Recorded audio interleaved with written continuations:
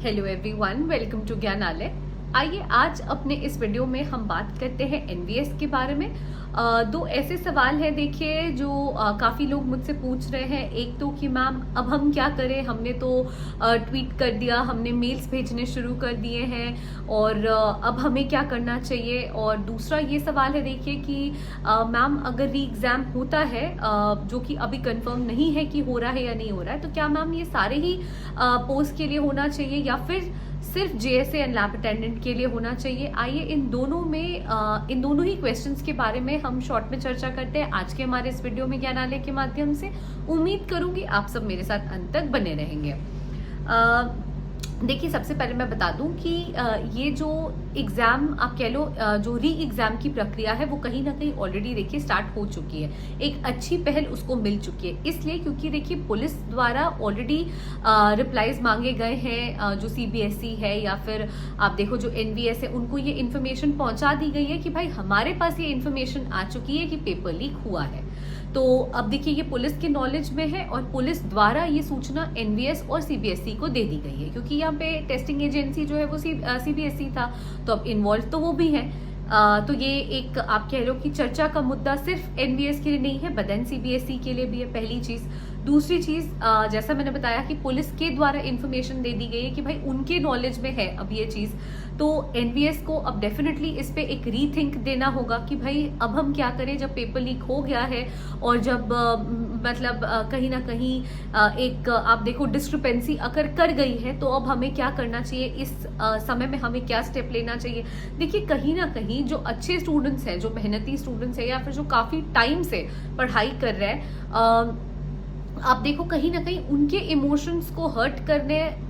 करना और ना सिर्फ हर्ट करना बल्कि उनके सीट्स को ग्रैब कर लेना और ऐसे खुद बस चोरी चमारी करके जाके दूसरे की सीट पे बैठ जाना, वो भी सिर्फ पेपर लीक के कारण, ये कितना ज्यादा आप देखो कि एक तरह का अन्याय है उन बच्चों के साथ जिन लोगों ने सालों साल मेहनत की है, कोचिंग की है, सेट्स लगाए, टेस्ट सीरीज अटेंड की, क्या कुछ नहीं किया है ना ये पोस्ट लेने के लिए। तो कहीं ना कहीं उनके साथ तो बहुत ज्यादा अन्याय है। अब देखिए यहाँ पे डेफिनेटली एनवीएस को और सीबीएसई दोनों को एक रीथिंक देना पड़ेगा, जो कि करना भी चाहिए क्योंकि री एग्जाम डेफिनेटली होना चाहिए। जो नेक्स्ट क्वेश्चन लोग पूछ रहे हैं वो ये है कि मैम ये री एग्जाम अगर होता है तो क्या सिर्फ लैब अटेंडेंट और जेएसए के लिए होगा। देखिए ये कह पाना थोड़ा मुश्किल है कि ये जो री एग्जाम होगा क्या सिर्फ वो जेएसए और लैब अटेंडेंट के लिए होगा, लेकिन मेरे हिसाब से मैं अपना ओपिनियन आप लोगों के सामने देना चाहूंगी। टीम ज्ञानालय को देखिए ये लगता है कि अगर री एग्जाम होता है तो ये री एग्जाम सबके लिए होना चाहिए। देखिए आपको ये पता है या मुझे ये पता है कि अरे इस अच्छे पब्लिकेशन ने बताया कि यहाँ पे इस पर्टिकुलर जो सेंटर था वहाँ पे इस पोस्ट के लिए या लैब अटेंडेंट के लिए या जेएसए के लिए पेपर लीक का मैटर सामने आया, लेकिन कुछ ऐसे भी पोस्ट हो सकते हैं, आप देखो स्टाफ नर्स है या कोई भी और ऐसा पोस्ट है जहाँ पे शायद हमें अभी पता ही ना चला हो या उसके लिए हमारे पास कोई स्पेसिफिक एविडेंस नहीं है टू प्रूव कि हाँ यहाँ पे भी धांधलीबाजी हुई है, लेकिन हो सकता है कि वहाँ पे भी धांधलीबाजी हुई हो। तो जैसे यहाँ पे किसी अच्छे मेहनती स्टूडेंट के साथ जिसने लैब अटेंडेंट या जेएसए की पोस्ट के लिए अप्लाई किया हो और वहां पे उसके साथ गड़बड़ हो रहा है या उसके साथ गलत हो रहा है, अन्याय हो रहा है, वैसे ही किसी और पर्टिकुलर पोस्ट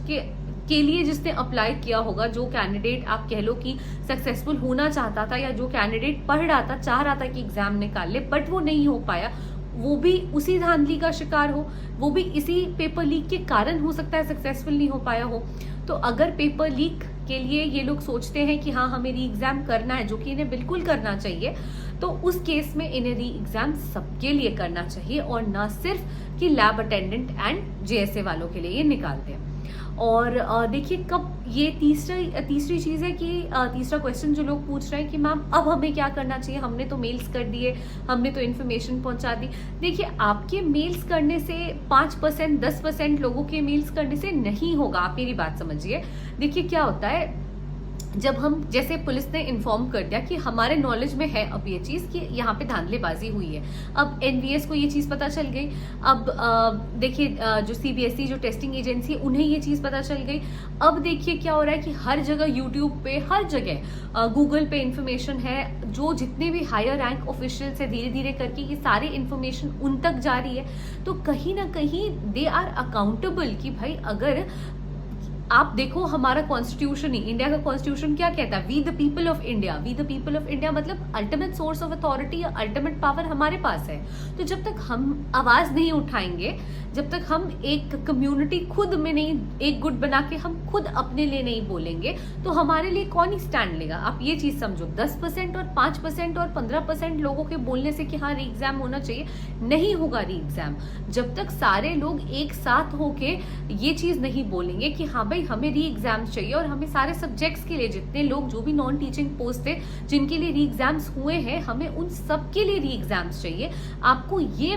मैसेज जो कि कन्वे करना पड़ेगा, आपको ये मैसेज उठाना होगा, या आपको ये जो इन्फॉर्मेशन है वो कन्वे करनी होगी, और तभी ये कंडक्ट हो पाएगा। और ये आप देखो जितने हायर अथॉरिटीज के पास जाएगा ना ये मैटर, जितने ज्यादा लोगों में अवेयरनेस फैलेगी ना, जितने ज्यादा हाई रैंक ऑफिशियल्स जानेंगे, वो लोग डेफिनेटली इस पे एक्शन लेंगे। वो लोग डेफिनेटली अपने जो डेलीगेटेड अथॉरिटी होगा, अपने बात वाले पोस्ट की जो अथॉरिटी होंगी, उससे पूछेगा कि भाई क्या हो रहा है, इस पे क्या स्टेप ले रहे हैं हम इस पे। तभी तो एक कमेटी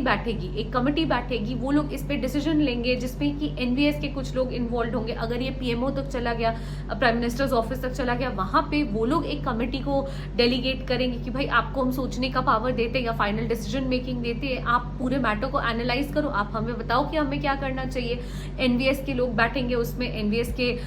जो हाई रैंक ऑफिशियल्स होंगे वो बैठेंगे, सीबीएसई के ऑफिशियल्स होंगे वो बैठेंगे, कुछ जो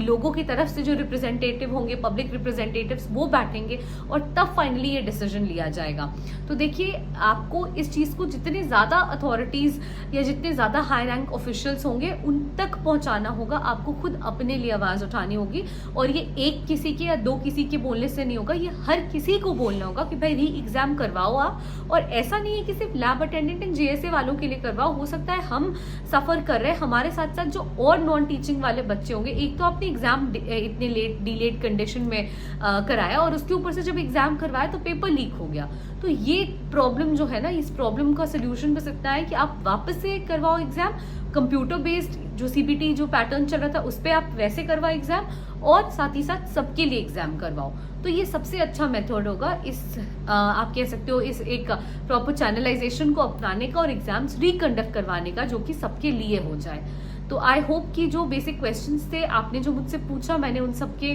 जवाब आपको इस वीडियो के माध्यम से दे दिए हैं। So thank you so much for watching the video till the end. Please stay tuned to Gyanalaya and please do like, share and subscribe our channel. Thank you.